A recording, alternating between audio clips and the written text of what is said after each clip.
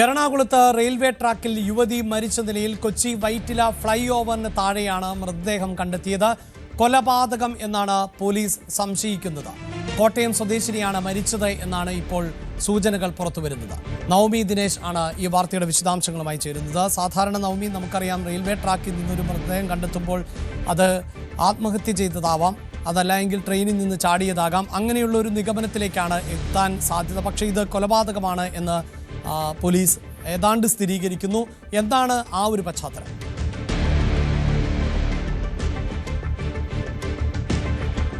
അഭിലാഷ് ഇപ്പോൾ പറഞ്ഞത് തന്നെയാണ്. സാധാരണ നമ്മളൊരു റെയിൽവേ ട്രാക്കിൽ മൃതദേഹം കാണുമ്പോൾ അത് മൃതദേഹത്തിലെ മുറിവുകൾ ട്രെയിനിൽ നിന്ന് ചാടിയതാണോ, അല്ലെങ്കിൽ ട്രെയിനിൽ നിന്ന് ചാടിയതാണോ, ട്രെയിനിന്റെ മുന്നിലേക്ക് ചാടിയതാണോ, അങ്ങനെ ഒരു സംശയമൊക്കെ വരും. പക്ഷേ ഈ മൃതദേഹം കണ്ടതിൽ നിന്നും അസ്വാഭാവികമായിട്ട് പോലീസിന് തോന്നിയത് മുഖത്ത് മാത്രമാണ്, മുഖത്തെ കവിളിന്റെ ഭാഗത്ത് മാത്രമാണ് ചോര തളം കെട്ടിക്കിടക്കുന്നതായിട്ട് കണ്ടത്, കട്ടപിടിച്ച് കിടക്കുന്നതായിട്ട് കണ്ടത്.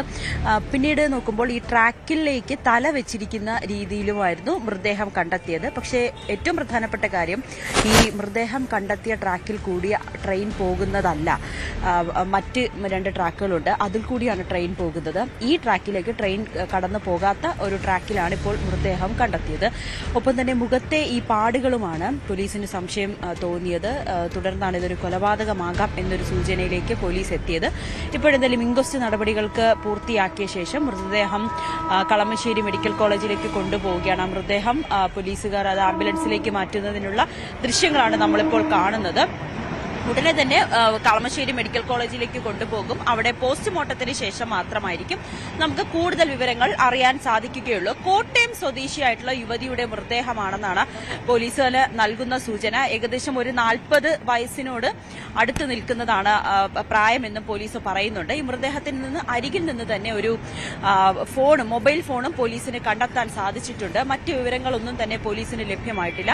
എന്തായാലും ഇൻക്വസ്റ്റ് നടപടികൾക്ക് ശേഷം മൃതദേഹം മാറ്റുന്ന ദൃശ്യങ്ങൾ നമ്മളിപ്പോൾ കാണുന്നത്. കളമശ്ശേരി മെഡിക്കൽ കോളേജിലേക്കായിരിക്കും ഇപ്പോൾ കൊണ്ടുപോകുന്നത്. ഈ റെയിൽവേ ട്രാക്ക്, അതായത് നമ്മൾ അഭിലാഷ് എപ്പോഴും പറയില്ലേ, നമ്മളൊരു കൊലപാതകം നടന്നു കഴിയുമ്പോൾ അല്ലെങ്കിൽ അതിൽ ഒരു സൂചന, എന്തെങ്കിലും ഒരു തെളിവ് അവിടെ ബാക്കിയുണ്ടാകുമെന്ന്.